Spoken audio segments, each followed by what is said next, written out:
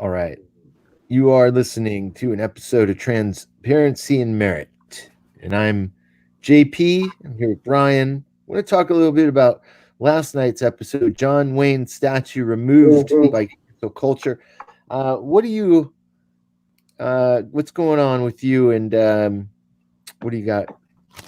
Well, I misread Twitter, and I thought that it was something else, and it wasn't. I mean, it wasn't the statues. It was an exhibit, and I was wrong. I mean, I was the one that was wrong, and I'm going to tweet this show out and just tell everyone that Let me see here. Oh, I just this one and. I'm gonna I'll just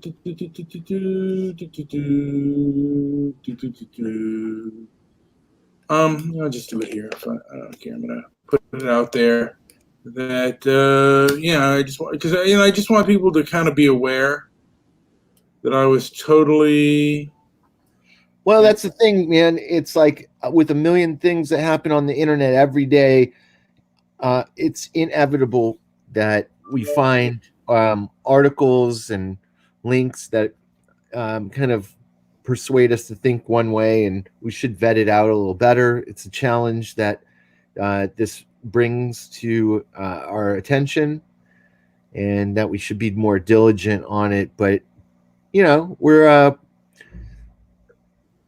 not beyond taking a look at what we do and scrutinizing it at all. It's, we're going to throw information out there, and we'd like the listeners to be on top of it too, and let us know their thoughts and feelings, fact check included. Yeah, they sure were. And look, I mean, John Wayne did make, and like I said, we could even be wrong on this one too. I mean, because things are kind of just they're all over the place, and and I should have vetted the story a little bit better, but I was absolutely wrong. I thought they were taking down the statue. I think they removed a few things about John Wayne. And I've been real angry lately at the left. The manner in which they choose to cover things. The media and the establishment is with the left. And the manner in which they choose to cover things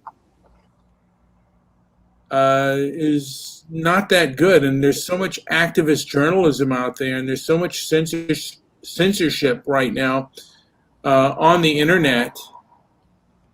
By the mainstream media, and also by the internet. The internet, like Google, is scrubbing so much off the internet right now that it's hard to have an honest debate, because so much is just just not there at the moment. So much that was there is not there. And like I said, I mean, there are times I've made mistakes, and I think one of the things I kind of want to do is I might just for a while stay away from any kind of controversial or political topic, just because I want to be better at vetting things, and I don't want to let my emotion get the better of me. This is a political year, and the things that I'm seeing at this time do scare me. They do frighten me. And what are you talking about? What's scaring you? You know what? The fact that Antifa and BLM and the riots that are happening, and that so many Americans support this, and so much of the establishment is just quickly going along with an organization that was kind of, to a degree, debunked for what it was. I mean, it's a group that has a lot of hysterical elements to it, and we just seem to be moving very fast. I think we've toppled about 29 statues. I think 29 statues of Christopher Columbus. I could be wrong on this, but we've been moving. After George Floyd's death, we've just moved at a very rapid pace of taking down statues, of renaming holidays and the rest. And it's like, wait a minute, this is, and it almost seems like there's no discussion on that. And I've been quick to judge this culture war, and it's I don't know, it doesn't seem very inclusive or open-minded or objective. And there's a lot for me to be angry about. It's like, if they can do something like this without discussion, and they can cancel people without much discussion, what else can they do? And it's a scary thing when a group of elites within the establishment can decide how something is presented and which way it's going. And, I don't know if people are even seeing it or even aware of it, but I feel like we're being manipulated, and it's just right under our noses. They're canceling YouTube channel. I mean, YouTube channels are being canceled left and right. They're making all kinds of purges, and then this is happening also with companies too. They're going right along with this. So both the private and the public sector are really going along with this whole anti-hate speech, which is really anti-free speech, because who determines what hate speech is or what white supremacy is, what they mean by that, if it even exists? And it's, like I said, it's being done without much debate or discussion. It's very authoritarian, it feels like.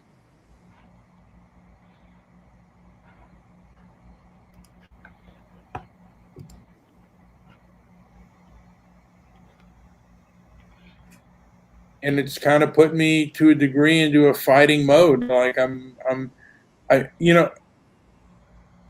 never liked the left, but I never knew, for me, like, once I got like into YouTube and Twitter and the Twitterverse, I never knew like how underhanded they were, or at least how they look. They seem very underhanded. Really sneaky, and just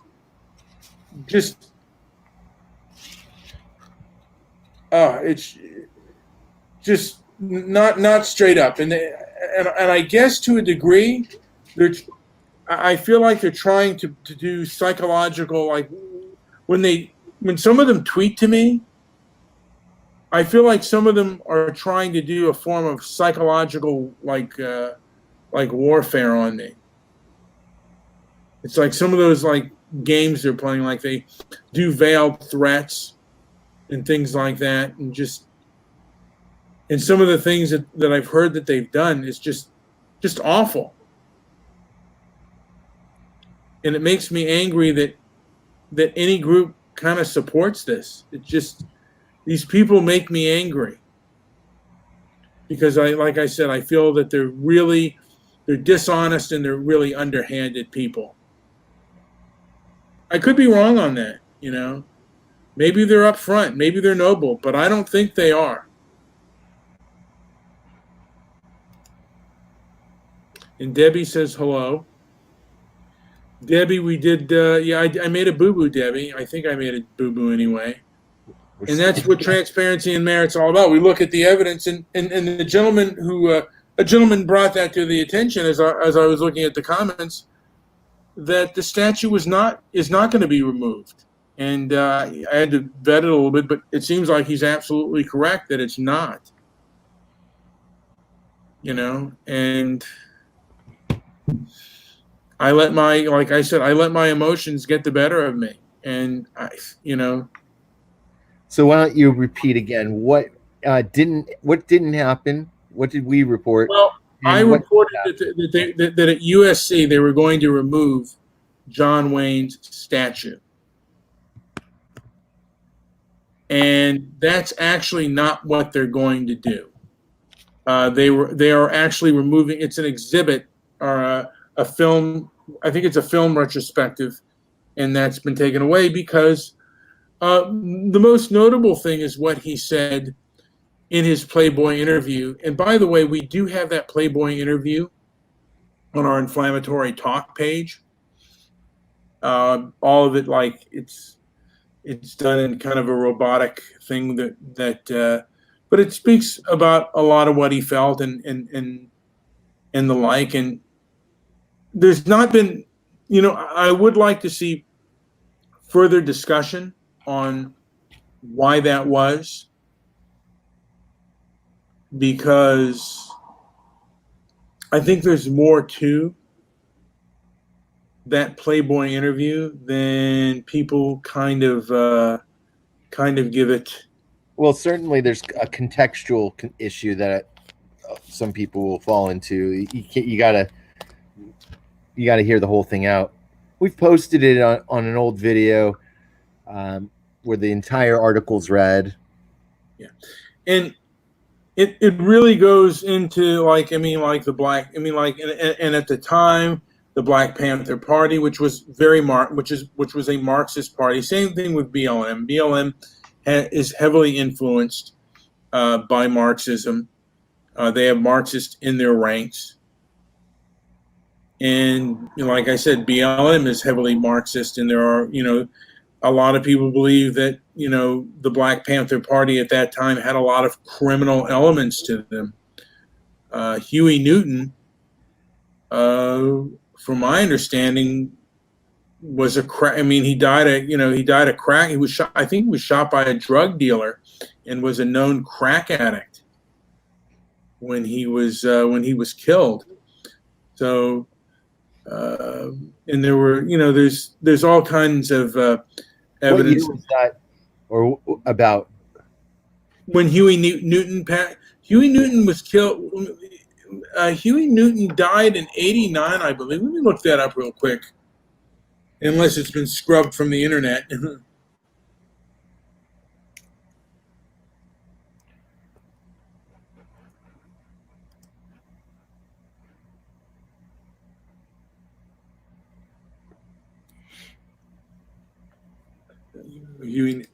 Huey Newton. Let's see. So yeah, he died in '89. It's right at the height of the crack epidemic. Newton had a fatal convicted assault with a deadly weapon, stabbing another man, and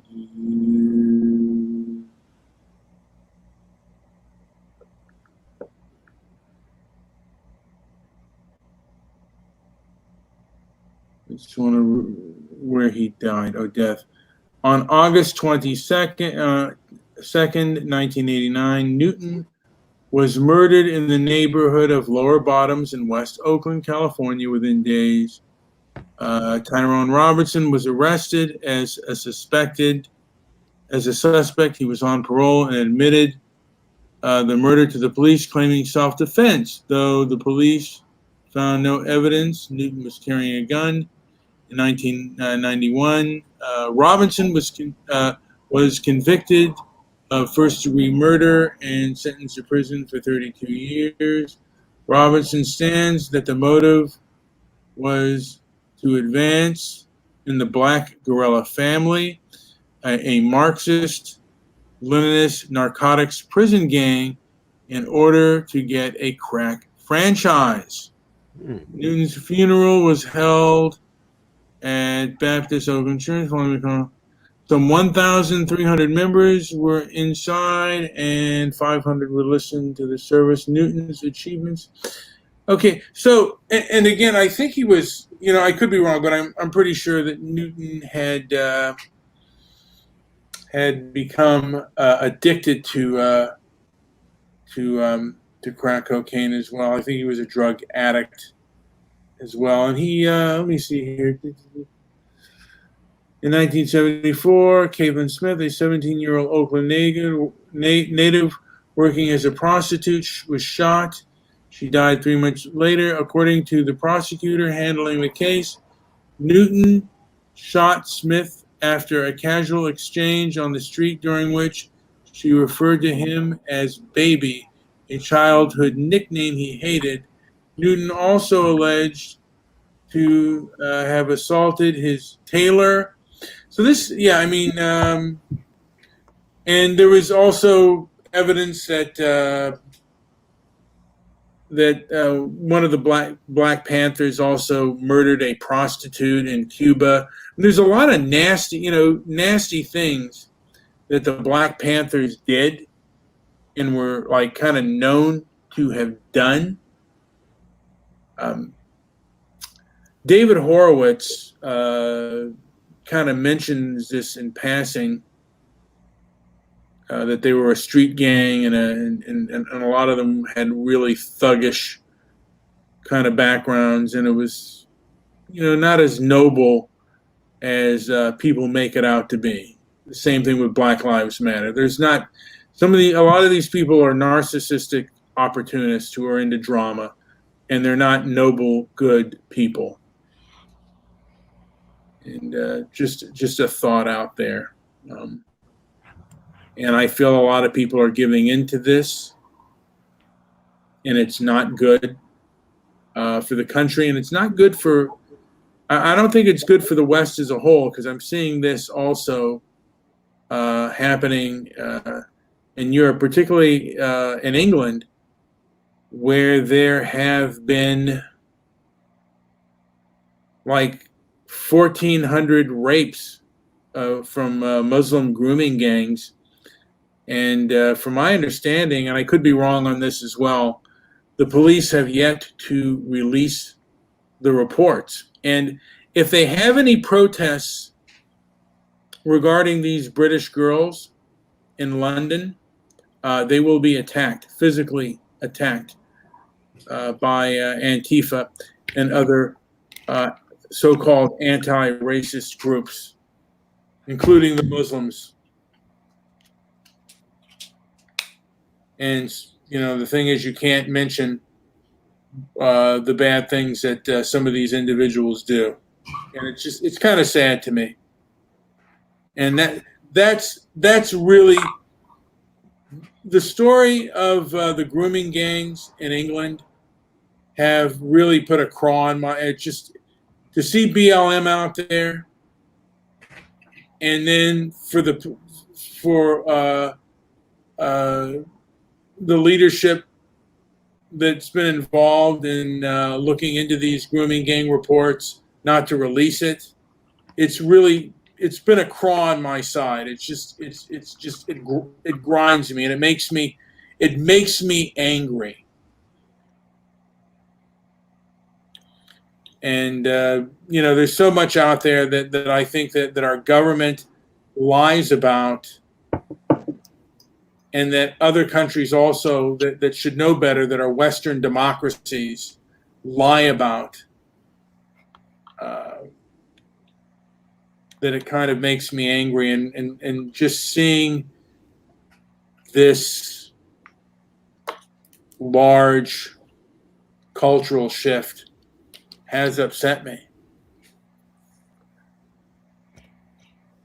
And perhaps I need to take a step back, because I'm letting my anger really get the best of me. But it's some of the things I'm seeing out there, it makes my blood boil.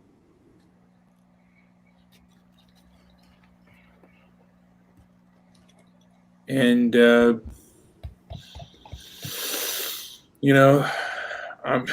I'm angry about it. And it's just, I guess there's not a lot I can do about it. There's not a lot of things I can change. But it seems really unfair, and really like in this modern age, in this modern, technology, where we can be able to discuss and and have open to ideas. The censorship is not allowing that, and they're allowing for very, like I said, some very just nasty, narcissistic people taking charge. And it's not the kind of society that I want to live in. I can't stand it. And it really, the authoritarian censorship really does anger me. It's the likes of which I've never seen before. If it was an open discussion and at least I'd have my say, I wouldn't mind it, but they're not letting that happen. And that does anger me. And it literally makes my blood boil. And that's all I have to say. Look, I was incorrect. I have to take a step back from that, and I have to do something with my anger, because this thing is really, this kind of thing that I'm seeing, it does make me angry. The kinds of things that I'm seeing, like, I just saw BLM go to a church and disturb, churchgoers. I'm not a churchgoer. I'm actually an atheist, but the manner in which they chose to do it, it really, it made me really mad. And it made me mad at anyone that supports BLM. And I just got censored. I was just on my own personal page. I just got censored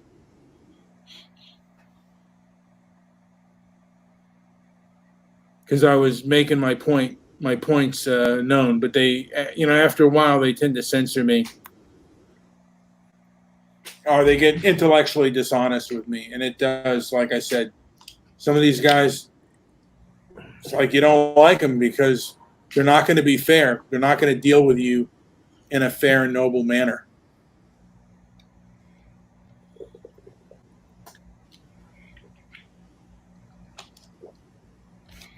Joe, is there anything? Anything? I think we're good. All right. Hey, you know what? Like and subscribe if you do like it. That's right. And you know what? If we get something wrong, point it out to us, and we'll look it up again. Look, we're just me and Joe right now. We're a rather small group. We're seeing a lot of fast and hard changes within this country, not only in this country but throughout. Throughout the West right now, throughout I don't want to call it our hemisphere, but throughout Europe and throughout America, throughout the Anglosphere, we're seeing things change. We're seeing people present their own facts, and we just want an open and honest dialogue.